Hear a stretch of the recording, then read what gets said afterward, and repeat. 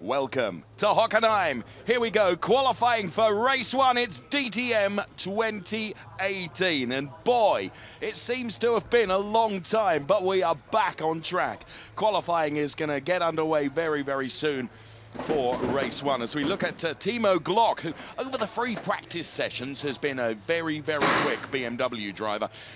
We'll see what Timo Glock can deliver during the course of this short, sharp qualifying, which always guarantees and generates excitement as the grid is set for race number one. And of course, the surprising visit, if you like, of Matthias Ekström, who announced that very sadly he would be retiring from DTM.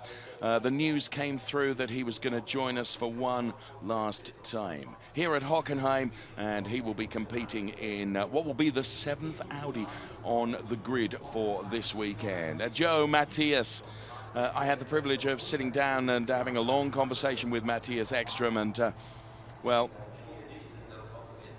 sad to see him go, but just have a feeling we may not have seen the last of Matthias in DTM after this weekend. So there we can see the lap record is held by Jamie Green, a 1:32.456 last year, and a 4.574 kilometer circuit, which features some 16 turns, 6 of them left-handers, 10 of them are right-handers. Of course, DTM for 2018 with less aero than ever before, and that means that the drivers are going to have to be very aggressive with the tyres to get them up to temperature. I was talking to Thomas Baltes from Hankook, who was explaining the difference between aero grip and mechanical grip as we take a heli shot of this fantastic Hockenheim circuit, which is the opener and the closer of the season. Expecting huge crowds here over the course of the weekend, where the weather conditions are absolutely perfect for this opening round. Paul di Resta, very quick in free practices. Paul di Resta in the Mercedes, engineered of course by the HWA team, and Paul di Resta just standing by awaiting this qualifying session to get underway, which, as I said, will set the grid for the first race of DTM. In free practice then, confirmation of who did what and where. The best of them all was Timo Glock, very fast, as I said, in that BMW. Then it was Wehrlein, returnee to the DTM, Lucas Auer, Marco Wittmann. Joel Eriksson, very good show from Joel Eriksson. Bear in mind, he's a rookie into the DTM this year, and we all know what happens with potentially with rookies in the DTM. René Rast, of course, the DTM champion in his first full season last year. So we look at the car of Philipp Eng, who is new into the DTM. Super guy is Philipp Eng, and he gets his BMW DTM drive this year. So wishing well to Philipp Eng, who will be driving for the RBM team. And you can see the number 16 car of Timo Glock alongside. There is the number 3 car of Paul di Resta, and there, champing at the bit to get out, is the number 99 Audi of Mike Rockenfeller, the Phoenix Racing driver. Mike Rockenfeller then in his Schaeffler Audi RS5 DTM, just as I say, champing at the bit to get out there and get this 20-minute qualifying session underway. Spectators expectant as always here at Hockenheim and at each and every one of the DTM rounds. And what a phenomenal calendar we have for this year, with Lausitzring, Budapest, Norrisring, Zandvoort, Brands Hatch, and of course, for the first time ever in DTM, night races to come at Misano, ahead of Nürburgring, Spielberg, and the grand finale back here at Hockenheim as we look at the British driver, Jamie Green. A championship contender last year. You certainly wouldn't bet against him being a championship contender once again this year. Augusto Farfus is the RMG driver in car number 15, and former champion, of course, Marco Wittmann in the number 11 BMW M4 DTM car. The sound of these cars as they light up, ready to get out on track, is absolutely awesome. And at last, the cars roar again. Feel the roar in DTM for 2018.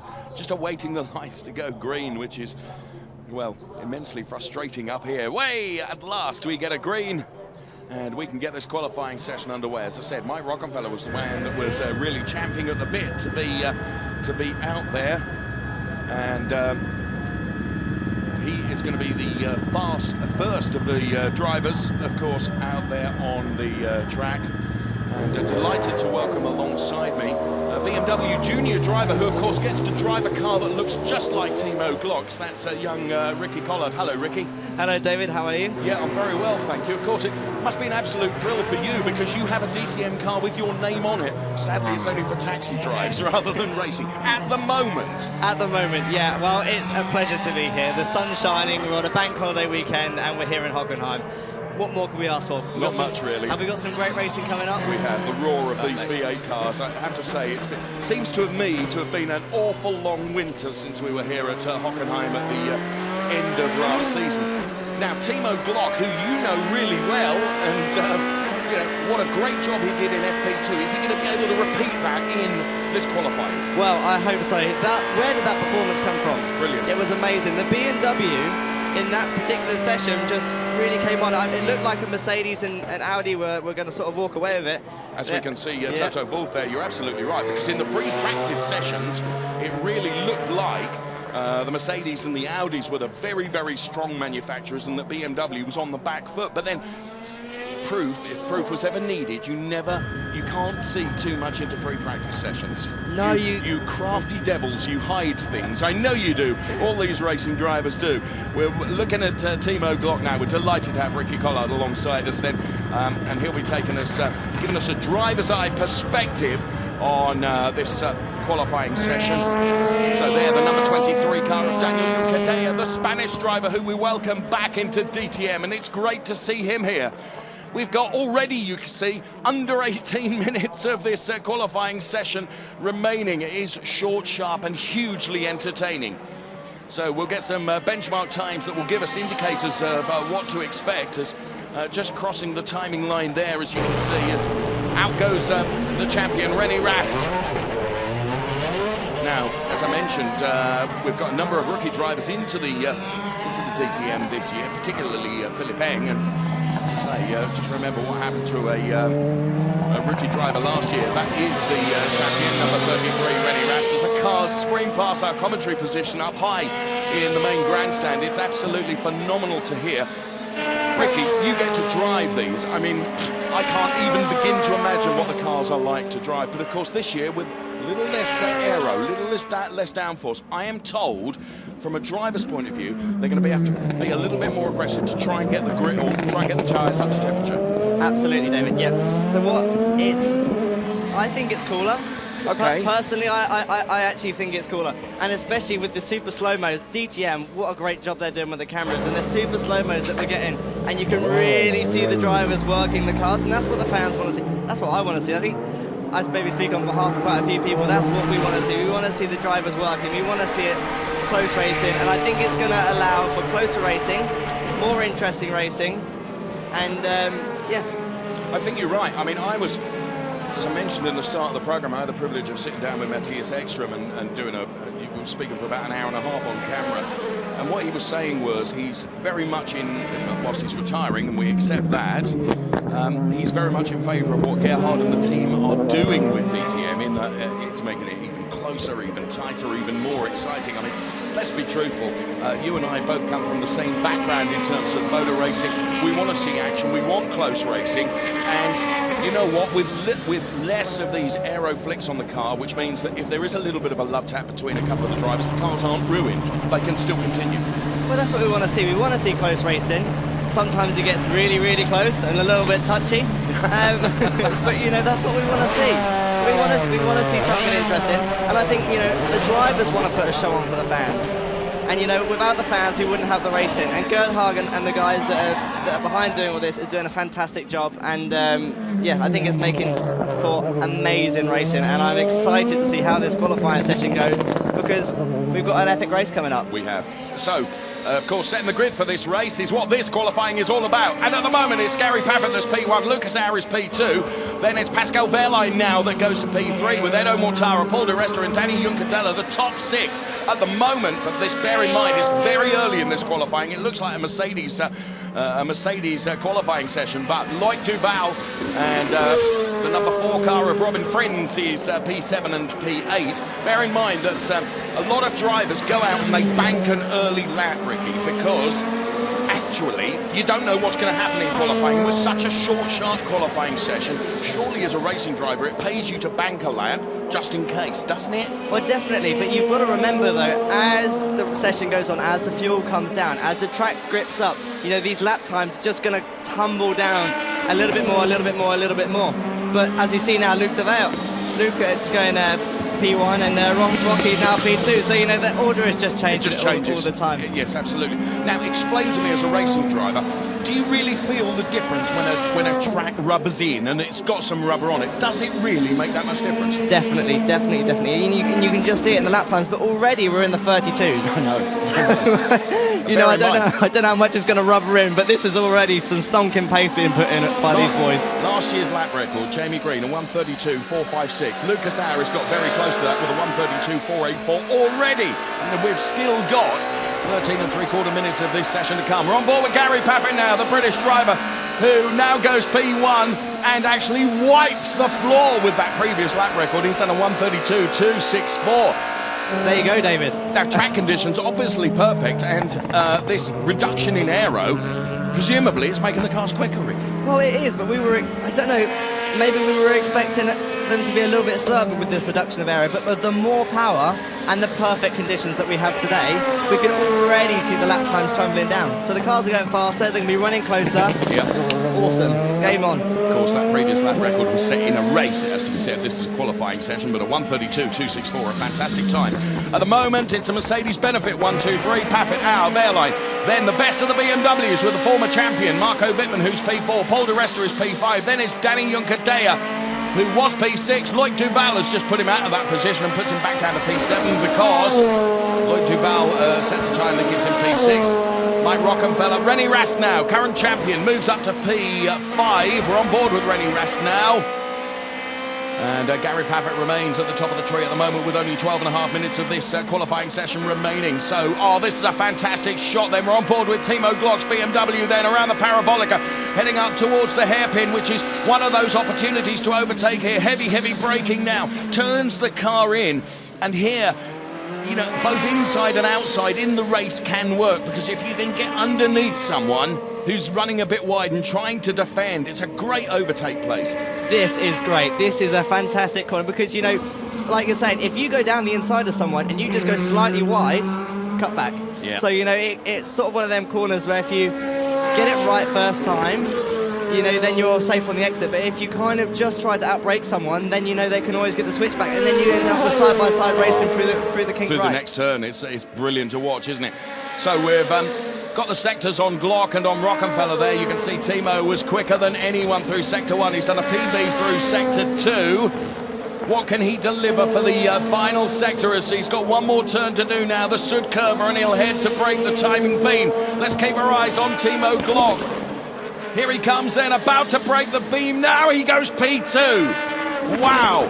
He's 2/10 down on Gary Paffett, but we've got 11.5 minutes of this still remaining. It's Paffett, Glock, Auer, then it's Wehrlein, then it's Wittmann, the best of the Audis with Rennie Rast. But here comes Mike Rockenfeller, former champion in car number 99, heading towards the timing beam now. What can Mike Rockenfeller deliver? He's down there P15 at the moment, but you can see from the sectors that Mike Rockenfeller was on.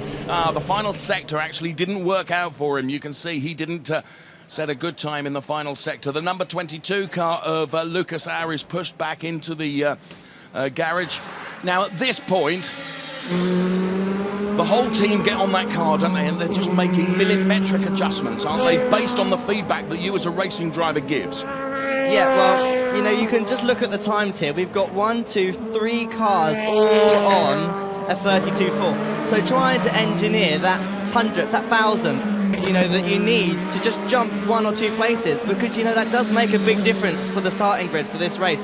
So you've got to be so precise. The engineers have got to be perfect. The team's got to be perfect. The driving's got to be perfect. And that's what we love about DTM. The top 11 are split by merely 7/10. 7/10 across 11 cars. Come on. Bonkers. This is brilliant. Perfect. That's what we want to see, right? Of course it is. Of course it is.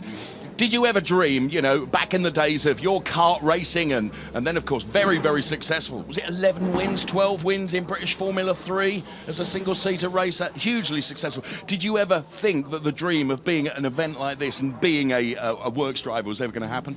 Never. I'm still only a junior. Yeah, of course. So I'm still learning the ropes. I haven't quite... Irritatingly young, if I may mention. Irritatingly. But I'm forgive me interrupting you, not letting you answer the question. I've got to talk about this man because, of course, he's here. We didn't expect him to be on track. Matthias Ekström has announced that he's retiring from DTM and then says, do you know what? Because of the legions of fans I have, I want to come back and I want to do it one more time. Fantastic. Absolutely brilliant, isn't it, that he is doing that. So Matthias Ekström saluting his fans, and I have to say he was slightly concerned when I was speaking to him, the fact that he'd not been to any of the test sessions and that he'd not driven this car. But I'll tell you what, in free practice, he looked pretty lively. Hans-Jürgen Abt, his boss, of course, who Eki and Hans-Jürgen Abt have had a relationship for so many years. They're like a pairing, a really strong pairing as we look at Eduardo Mortara. You know, Eki is he's just such a lovely guy. And what's really nice is that he absolutely made it happen, and Audi made it happen for him to come back because he wanted to salute all those fans. That's what it was about for him. That's great, and you know that's what we want to see. We want to see, and as drivers, we want to give stuff back to the fans. All of us, every single driver that's out there. But am I right in saying the track's gone very, very quiet right now, and there's only one how many people are out on the track? There's one car. Is there just one car? Eki is the only car out there. Now this is Look at the slow-mo though. How great does these slow-mos look? How great do the cars look in the sunshine as they run out onto the rumble strips. It is absolutely phenomenal to see this. Now, this is what always confuses me, Ricky. I appreciate and respect what you're saying about track rubbering in and all the rest of it. You've now got, what have we got? We've got less than 8 minutes in the qualifying session. It's going to be so busy at the end of the session, isn't it? Because everyone's going to come out again for another run. But it's finding clear track, isn't it? Because you know, you could be out there on a hot lap. Someone's out there on an out lap. Now, of course, they're not going to deliberately hinder you. We hope, but you know, inevitably, wherever any other car is, when you're qualifying, they're going to be a hindrance. They're going to slow your lap. Well, yeah, but at the same time, Dave, you've got to remember if you're coming round through Parabolica Bend and you've got a perfect slipstream. Oh, it helps you. There's a 10th right there. Okay. So that's perfect. And that in the scheme of DTM, that's like 3 or 4 places. So you know it's a bit of a gamble. It's a bit of a throw at the dice. And I think because the margins are so close, the drivers have to do it, and so do the teams. See, that's precisely why we like to have an expert like you alongside us who spot things like that we've not picked up on. Loic Duval then, who is currently down there P12 at the moment in his Audi with a 133.036, some 7/10 down on Gary Paffett, who with his 132.264 remains the fastest. But as we see Bruno Spengler make his way out, former champion Bruno Spengler, make his way out in the familiar livery of Bruno Spengler with a BMW bank all over the car. There is Philipp Eng, who, of course, you in previous racing guys alongside this young Austrian, Philipp, who I've known for many, many years. You and him victorious in BMW and GT racing as well. That guy is fast. Take my word, he is extremely fast. No matter what car he's in, yes, he's won. And, you know, it's his first ever weekend, so, you know, he's got a lot to learn. Is he nervous, Ricky? Does Philipp Eng get nervous? No, I don't think he does. He's very unemotional, actually, isn't he? I've seen him get cross once. Oh, yeah. Very cross. I think he gets cross. I've seen him get cross at me quite a few times. Never. But, no, I think he is going to be... And, again, Joel Eriksson, another newbie. A very young guy coming straight out of Formula 3, which, you know, the Formula 3 kind of, I think, suits maybe the DTM style a little bit more than what a GT3 style would. Yeah, but they're very different, aren't they? And you're right. I mean, I've spent years commentating on Joel Eriksson up from into Formula 3, as you say, and he looked impressive in Formula 3. And if I'm honest, I was a bit surprised that he got the DTM drive. But in free practice yesterday, I thought he was very impressive. And let's take a look is P8 in qualifying thus far. You know, that's a very, very good thing for Joel to be doing. So let's watch Timo Glock now. Timo Glock, who certainly always wears his heart on his sleeve, and I've seen him cross a few times, and he's not afraid to say it, I can tell you. Timo Glock is currently P2. He's on an outlap at the moment, and Philipp Eng and Bruno Spengler there, a pair of BMW. So the order is Mercedes, BMW, Mercedes, Mercedes, BMW. The best of the Audis, as I mentioned just a while ago, is René Rast, the current champion, who is P6. So it's getting very busy out there on track now. Look at them vigorously weaving from side to side. There's the number 28 car of Loic Duval. I've got to get used to the fact that many of the drivers have changed liveries this year. Some have stayed the same and some have changed, and I hope I don't make any errors, but I am likely to, as there's one of Matthias Ekstrom's young fans there, somewhat curiously holding a BMW flag, but hey, it doesn't matter. They're young fans and they're here at the Hockenheim, and that's what we love, and we've sorted the weather specifically for them. The number 2 car of Gary Paffett then, the British driver, who of course has been a stalwart in DTM, and a stalwart in a number of categories, but Gary then, his fastest time, 1:32.264, was enough to give him a provisional pole position, but with the 3.5 minutes remaining, we do expect that time to be challenged. So Gary Paffett then out of the garage and down the pit lane, and we were on board just a moment then. Great, almost feeling the emotions of being in that car and the butterflies going through the stomach as you roar out of the pit lane. It must feel good, Ricky.